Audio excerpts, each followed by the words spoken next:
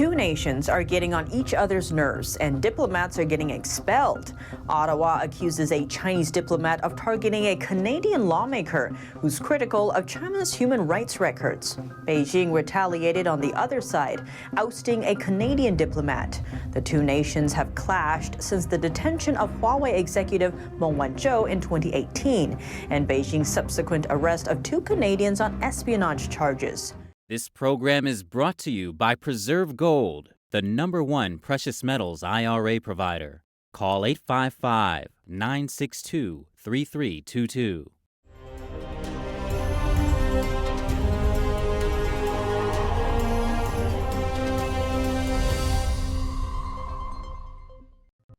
Welcome to China in Focus. I'm Tiffany Meyer. China and Canada ousting each other's diplomats from their borders. Beijing expelled a Canadian diplomat in Shanghai on Tuesday. That's after Canada told a Toronto-based Chinese diplomat to leave the country. His departure comes amid rising fears about Chinese influence in Canada and worsening bilateral relations. Let's zoom in. On Tuesday, China's foreign ministry listed Jennifer Lin Lalonde of the Canadian consulate in Shanghai as persona non grata and asked her to leave China before Saturday.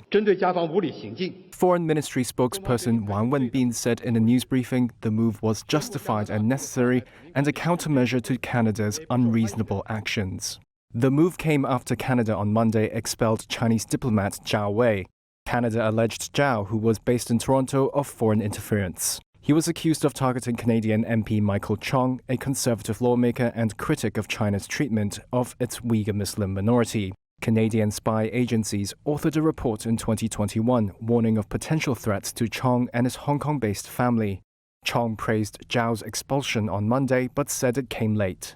It shouldn't have taken 2 years for the government to make this decision when they became aware that members and their families of the House of Commons were being targeted by the PRC and by persons in Canada accredited by the Government of Canada as diplomats in Canada. China's Toronto Consulate General said the report on Chong has no factual basis and is purely baseless. The latest tit-for-tat expulsions raise already high diplomatic tensions. Canada and China have clashed since the detention of Huawei executive Meng Wanzhou in 2018 and Beijing's subsequent arrest of two Canadians for spying.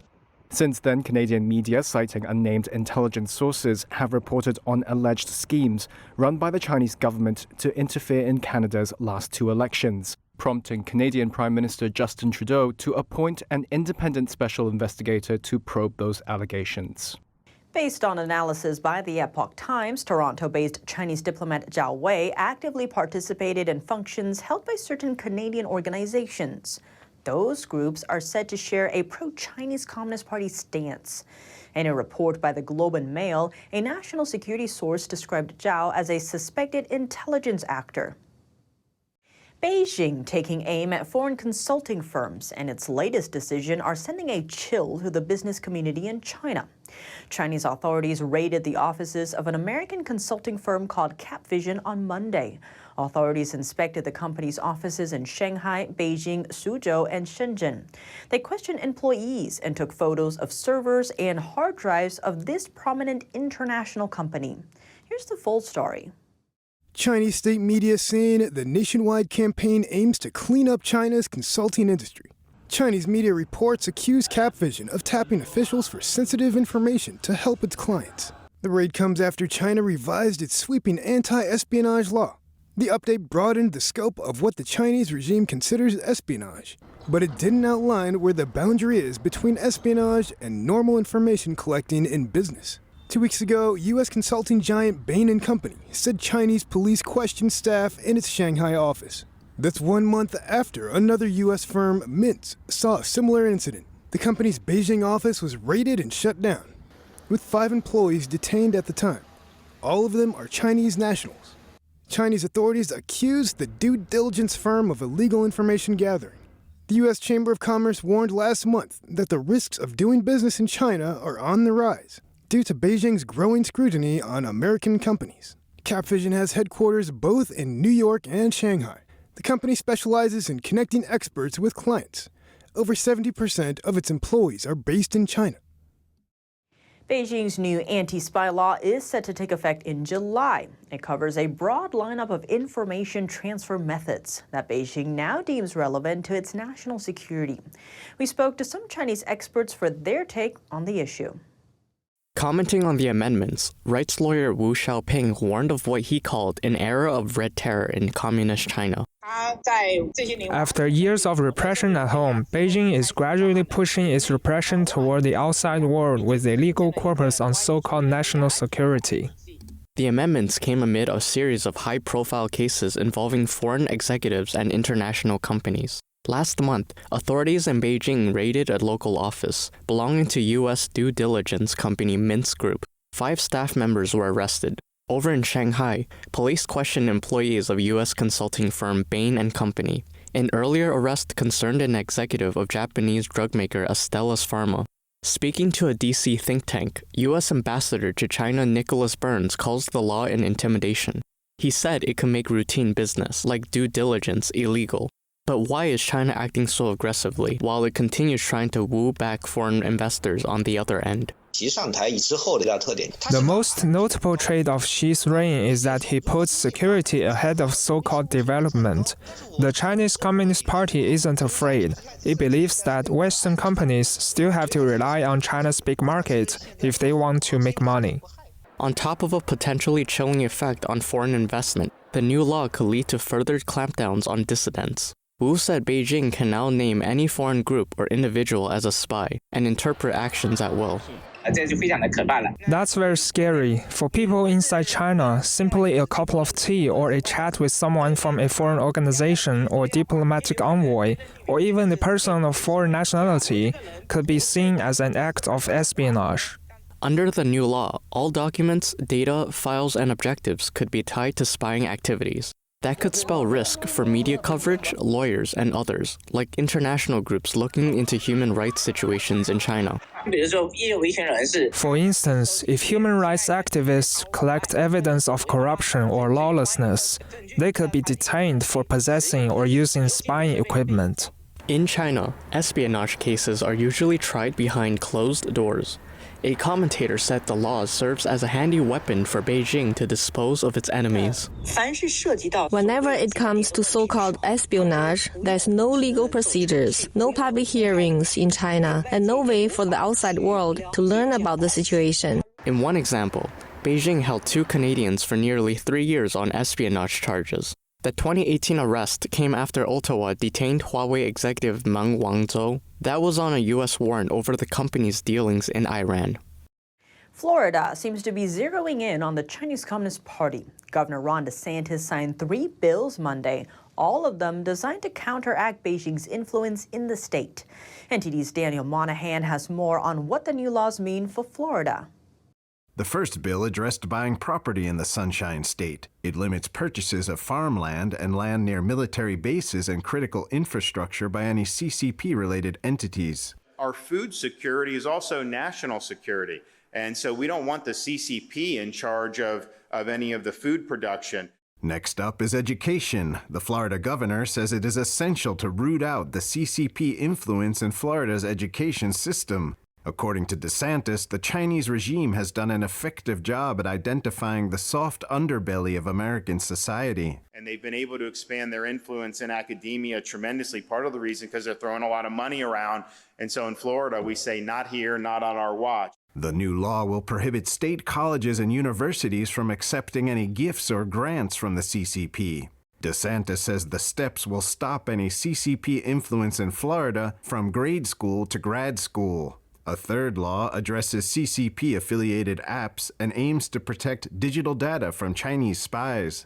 Whatever utility that these applications have is clearly outweighed by the benefit that the CCP gets from data mining and being able to collect information. Schools and government offices will have to block access to prohibited applications on their servers. Governor DeSantis says these new laws follow through on Florida's commitment to crack down on communist China. House Minority Leader Fentrice Driscoll called the bill addressing land purchases overly broad. She warned it could result in lawsuits by veering into the area of national origin discrimination. Daniel Monahan, NTD News.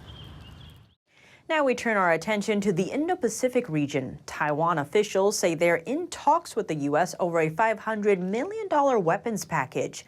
And there's a big difference between this deal and earlier weapons sales to the island. Let's take a closer look.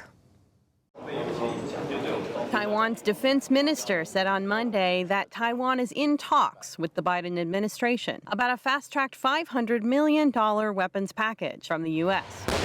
The talks began this January. The defense minister told Taiwanese lawmakers the focus of the deal is sending weapons to Taiwan from the U.S.'s existing stockpiles. This is to make up for previous delays. The military package is not counted into previous arms sales, and Taiwan would be asking for weapons it deems as its priorities.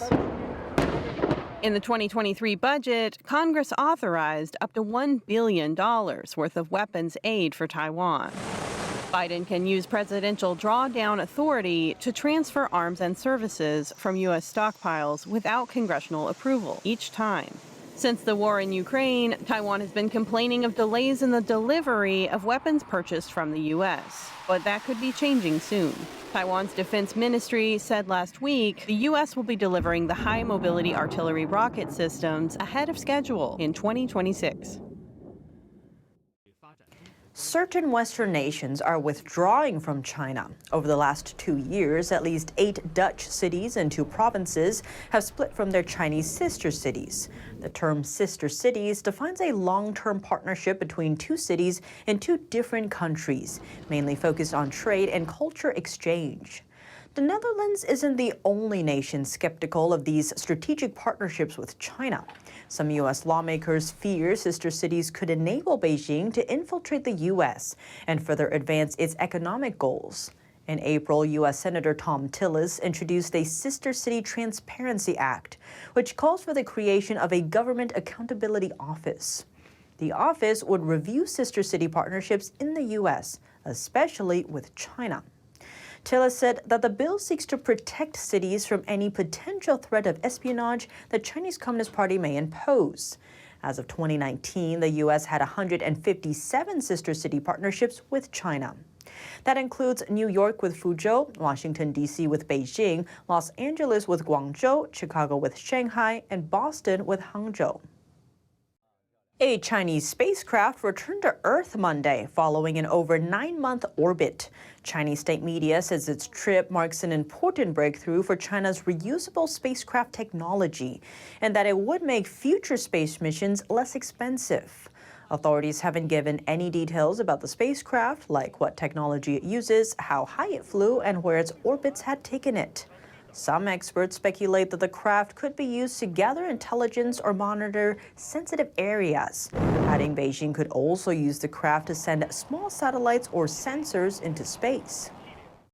That's all for today's China in Focus on YouTube. We're now sharing a shortened version of our program here after being demonetized for 2 years. Here's what to look out for in our second half. Saleh Hudayar, Prime Minister of East Turkestan government in exile, speaks about his personal experiences with transnational repression by Beijing.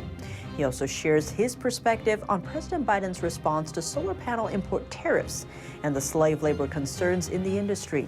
Let's switch the roles around for a second, hypothetically.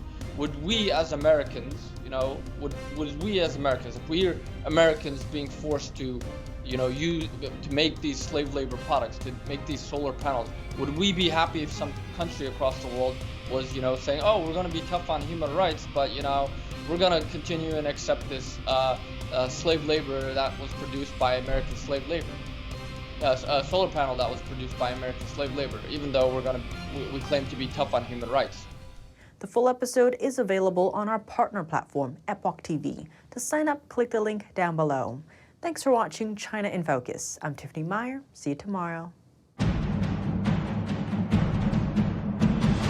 A performance that truly matters for each and every one of us.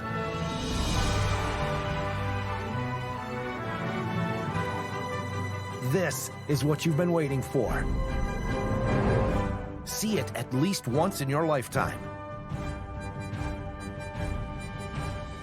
Get tickets now at shenyun.com.